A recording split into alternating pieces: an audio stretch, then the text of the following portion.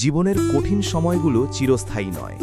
ঈশ্বর যখন আপনার কষ্টের দিন শেষ করতে চান এবং সুখের সময় ফিরিয়ে আনতে চান, তখন তিনি কিছু বিশেষ সংকেত দেন।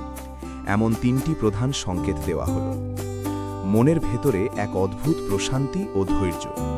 কষ্টের সময় সাধারণত আমরা অস্থির থাকি, কিন্তু যখন কষ্টের দিন শেষ হতে থাকে তখন আপনার মনে এক ধরনের অপ্রত্যাশিত শান্তি কাজ করবে। আপনি পরিস্থিতি নিয়ে অভিযোগ করা কমিয়ে দেবেন এবং সবকিছু ঈশ্বরের ওপর ছেড়ে দিয়ে ধৈর্য ধরবেন। আপনার মনে হবে যা হচ্ছে ভালোর জন্যই হচ্ছে এবং খুব শিগগিরই সব ঠিক হয়ে যাবে। এই আত্মবিশ্বাসই হলো একটি বড় সংকেত। 2. পরিস্থিতির হঠাৎ পরিবর্তন এবং নতুন সুযোগ। ঈশ্বর যখন আপনার জন্য নতুন কোনো পথ খুলতে চান, তখন প্রায়ই আপনার জীবনের পুরনো বা বিষাক্ত অধ্যায়গুলো হঠাৎ করে বন্ধ হয়ে যায়। হয়তো এমন কোনো মানুষের সাথে আপনার দূরত্ব তৈরি হবে যারা আপনার উন্নতির পথে বাধা ছিল।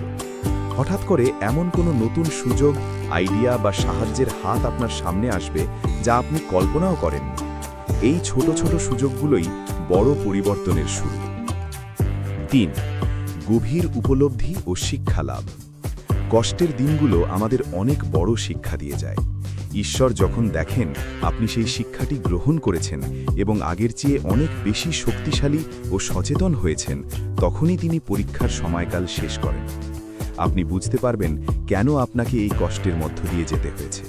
আপনার ভেতরে ক্ষমা করার ক্ষমতা বাড়বে এবং আপনি অহেতুক মায়া কাটিয়ে সামনের দিকে তাকাতে শুরু করবেন।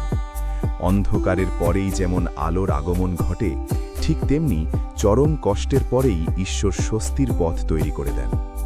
একটি কথা মনে রাখবেন, রাত যত গভীর হয় সূর্যোদয় তত কাছে আসে। আপনি কি সম্প্রতি আপনার জীবনে এমন কোনো পরিবর্তন বা মানসিক শান্তি অনুভব করছেন? আপনি চাইলে আপনার মনের কথা আমার সাথে শেয়ার করতে পারেন।